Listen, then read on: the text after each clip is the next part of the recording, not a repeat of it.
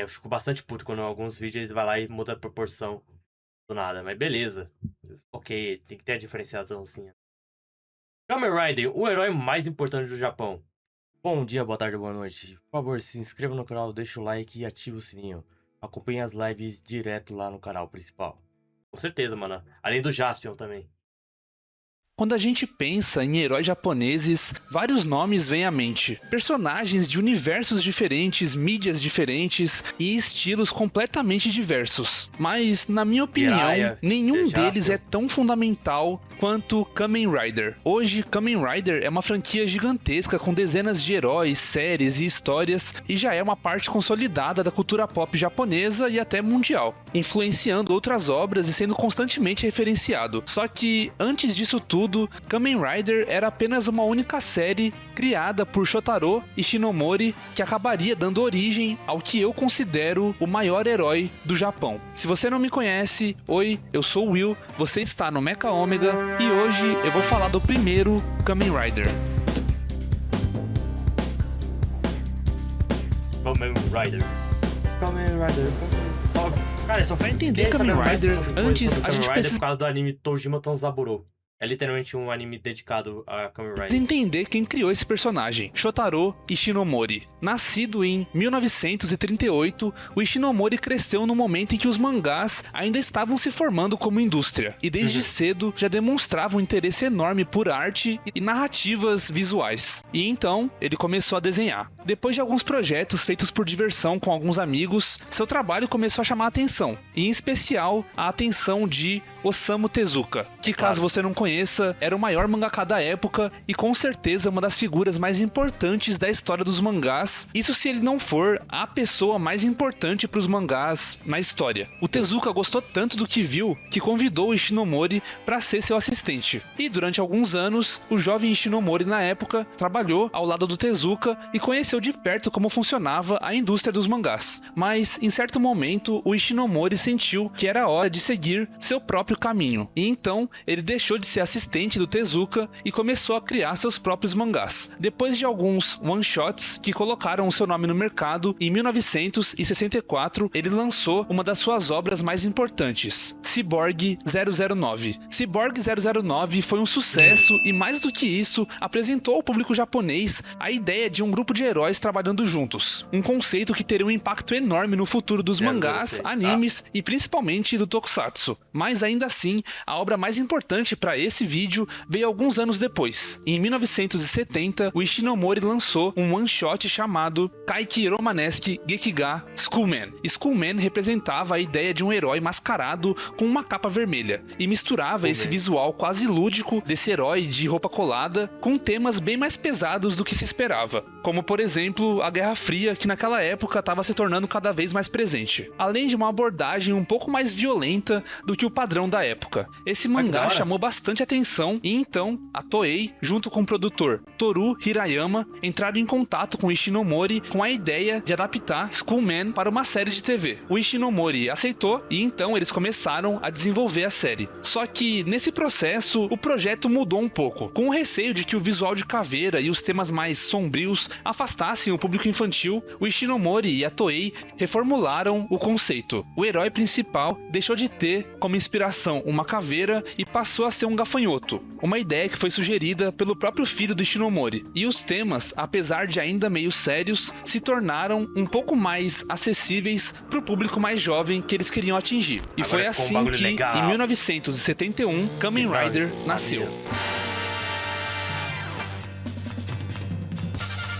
Essa primeira série de Kamen Rider vem de uma época em que o tokusatsu era muito diferente do que a gente vê hoje. Basicamente, não existiam grandes arcos narrativos ou uma história contínua bem definida. A série partia de uma premissa bem básica e trabalhava com episódios, na maioria, fechados neles mesmos. É claro, com algumas exceções. Mas por isso, aqui, eu não vou falar de episódios específicos ou da grande história que Kamen Rider conta. E então, por isso, aqui, eu não vou falar de episódios específicos específicos, nem descrever a história inteira da série, porque eu acho que nem faria sentido pro vídeo. É claro, existem episódios e histórias muito boas nessa série, mas o foco aqui vai ser a premissa geral dela e o que essa primeira temporada representa, na minha opinião, pelo menos. E a premissa é basicamente assim: em um mundo dominado pelo terror, surge a organização misteriosa conhecida como Shocker, um grupo secreto que busca a dominação global a qualquer custo. Para isso, a Shocker sequestra pessoas comuns e as transforma em ciborgues mutantes, apagando suas memórias e convertendo elas em agentes leais. Mas um desses experimentos dá errado. Um jovem chamado Takeshi Hongo consegue escapar antes de ser completamente controlado. E então, mesmo com seu corpo completamente modificado, ele ainda tem a sua sanidade, memória e principalmente o seu senso de justiça intacto. E ele decide usar os seus novos poderes contra os seus criadores. E assim nasce o herói ciborgue inspirado em um gafanhoto, Kamen Rider número 1. Pouco tempo depois, outra vítima da Shocker entra em cena, o fotógrafo Hayato Ichimonji. Ele também é transformado em ciborgue, mas é salvo do controle mental pelo próprio Takeshi e assim assume o manto de Kamen Rider número 2. E agora os dois Riders passam a lutar juntos e separados contra a Shocker e depois a sua sucessora Geo Shocker. E essa é uma guerra que é travada nas sombras entre monstros criados pela ciência e heróis que se recusam a perder sua humanidade. E essa é bem por cima a base de Kamen Rider. Heróis com um senso de justiça inabalável enfrentando uma organização maligna que, como você pode ver, não lembra em nada acontecimentos do mundo real, tá bom? Bom, diferente das séries que vieram depois, essa primeira temporada não foi pensada como parte de uma franquia maior. E ela foi sendo produzida enquanto tava dando certo. E é por isso que essa primeira temporada acabou se tornando também realmente faz os bagulho lá com as motos certinho. A maior temporada de Kamen Rider, com 98 episódios e 2 filmes. E sim, eu gosto muito dessa temporada. É curioso rever essa série hoje em dia e ouvir as críticas que Kamen Rider virou algo pra vender brinquedo ou que não é mais sério como antigamente, porque tudo isso já estava presente desde literalmente a primeira temporada. Nessa época já existia brinquedo e merchandising de praticamente tudo que você vê na tela. Os Riders, a moto ciclone, o cinto, os vilões, tudo. E falando sobre antigamente era mais pesado, assim, existem sim episódios nessa primeira temporada com temas mais sombrios, entre aspas, mas a maioria dos episódios é bem simples e bobinho, porque Kamen Rider é e sempre foi, antes de tudo, uma série infantil. E isso era verdade há 50 anos e ainda é hoje. E talvez alguns saudosistas se surpreenderiam se dessem uma chance às séries mais novas. Mas eu sei que isso provavelmente não vai acontecer. Enfim, eu mesmo, pessoalmente, costumo ter dificuldade com Tokusatsu muito antigo, porque normalmente tende a ser um pouco mais lento e episódico, mas mesmo assim, eu dei chance pra esse e consegui assistir a série inteira sem problemas nenhum e gostei muito da maior parte dela. Pode ser só a experiência de ver o nascimento de uma franquia que eu gosto tanto, ou pode ser o design dos Riders que são ótimos e se tornaram icônicos e é tranquilamente um dos melhores designs de herói que eu já vi na vida. Sério, é perfeito isso. Ou pode ser só o conjunto da obra toda e Kamen Rider é só muito bom mesmo. O fato é que, para uma série infantil de 98 episódios, Kamen Rider é extremamente bem dirigida e roteirizada a ponto de, em nenhum momento, eu perder o interesse de continuar ela. Sério, é só muito bom mesmo. E isso provavelmente não é coincidência. Até porque o Shotaro Ishinomori, que é o criador disso tudo, estava envolvido diretamente no roteiro da série praticamente inteira. E eu não falei isso antes, mas o Ishinomori... Eles faziam um mangá do bagulho também, pô. É todo bagulho antes e durante fazer as séries de Kamen Rider. Mori é um dos melhores mangakas que já existiram no planeta, tá? Tipo, ele tem muito mangá bom. Sério, o cara era muito único e muito bom, de verdade. Eu queria ver na série Kamen Rider Black. Eles fizeram um mangá depois. A escrita dele carrega algo que muitas vezes pode passar desapercebido quando se olha pra essa primeira temporada de longe. O que é, na verdade, pra mim, o tema principal dela. Opa, desculpa atrapalhar, só vim avisar que agora a gente tem o clube de membros do canal. E basicamente ele serve pra quem quiser apoiar a produção dos vídeos aqui. Por enquanto só tem um nível e é literalmente o menor valor que o YouTube permite botar. Mas é claro, todos os membros têm benefícios. Por exemplo, do canal bastante e muito mais no futuro. Era só isso, pode voltar o vídeo aí. Rapaziada, não O aparece. Ishinomori sempre foi conhecido por trabalhar temas reais ou pelo menos inspirados em acontecimentos reais nas suas histórias. E em Kamen Rider, nas lives de tarde e de manhã. isso não é diferente. E existem vários paralelos óbvios, tipo a Shocker, que definitivamente não lembra em nada organizações autoritárias do século XX, né? Bom, esse tipo de analogia sempre está presente aqui na série, mesmo quando é bem direto e pouco sutil. Mas ainda assim, pra mim, o tema mais interessante dessa primeira temporada de Kamen Rider é outro. Um tema que anos depois seria explorado muito mais a fundo em Shin Kamen Rider, que é um filme ótimo, mas que eu posso falar melhor sobre em outro vídeo, mas é um tema que já tá totalmente presente aqui. O que significa ser humano? E no fundo, essa temporada toda gira em torno dessa pergunta. O Takeshi e o Hayato tecnicamente já não são mais humanos. Os seus corpos foram modificados pela Shocker e eles são muito mais máquina do que pessoa mesmo, biologicamente falando. Mas apesar disso, eles continuam sendo as figuras mais humanas de toda a série. Mesmo transformados, eles ainda amam, sentem, pensam, erram, escolhem. A humanidade deles não tá no corpo físico, mas sim nas escolhas que eles fazem. E acima de tudo, no senso de justiça que eles mantêm, mesmo sabendo que nunca mais poderão voltar a ser quem eles eram antes. Ainda assim, toda vez eles escolhem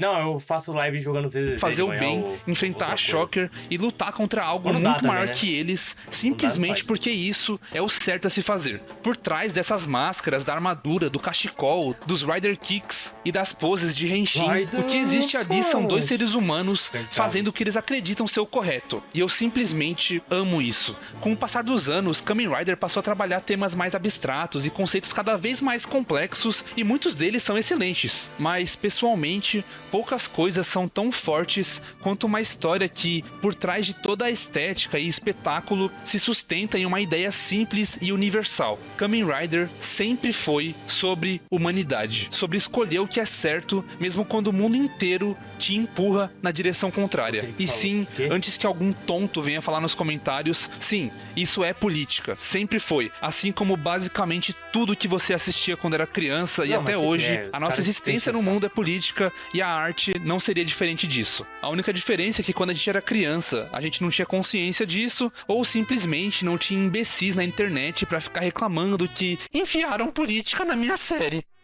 Bom, enfim, o ponto é que boas obras refletem o mundo real, você goste ou não, e Kamen Rider já fazia isso com muita competência há mais de 50 anos. A mensagem da série é simples e bem um fruto do seu tempo, mas ainda é muito atual. Só sejam humanos, façam o bem, e não estejam do lado dos vilões, entendeu? É bem simples. É uma ideia vilão, porra. É difícil saber simples, contada de uma forma simples, numa série infantil de 1971, mas que ainda merece ser passada adiante. Se você tiver a chance, assista Kamen Rider, não precisa ver os 98 episódios, dá pra escolher só alguns mais importantes, ou vai vendo aos poucos, ou sei lá, faz que nem eu e vê tudo de uma vez, você que sabe. Mas assista Kamen Rider, você com certeza não vai se arrepender. Esse foi um vídeo um pouco diferente do que eu costumo fazer sobre Tokusatsu aqui no canal, né? E isso foi totalmente intencional. Eu realmente amo essa primeira temporada de Kamen Rider. Eu gosto da estética, dos designs, da direção, do roteiro e das ideias que surgiram aqui e que continuam existindo até hoje. Mas pra mim, o mais importante dessa primeira entrada na franquia não tá só na forma, e sim no que ela representa. Tecnicamente, esteticamente e estruturalmente, Kamen Rider... Eu dropei depois do episódio 12, mas tá ainda lançando. Eu capaz de voltar a assistir depois. Kamen Rider Ichigo é disparado o meu Rider favorito. Tenho um grande carinho por ele. Por causa do Takeshi Hongo. A personalidade dele é mó legalzinha e chegando até mesmo ao ponto de ser algo a se espelhar na vida. estabeleceu uma base que não só Um dia eu vou definiu o pegar pra futuro da assistir própria Kamen série, Rider, mas o ajudou a Tokusatsu moldar no o geral. Tokusatsu e a forma como histórias de heróis japoneses seriam contadas É dali pra importante frente. isso. Essa É, primeira todo mundo quer temporada não é só o experiência começo desse de uma franquia, é um momento em que o Tokusatsu O mudou pra Tokusatsu. sempre. E é por isso que, mais de 50 anos depois, Kamen Rider ainda importa. Porque antes de ser uma franquia gigante que influenciaria toda uma indústria, Kamen Rider nasceu como uma história simples sobre humanidade, justiça, escolha e principalmente esperança. E foi assim que surgiu Kamen Rider, o herói mais importante do Japão. O Ari, acabou. Vídeo legal, pô. É isso aí.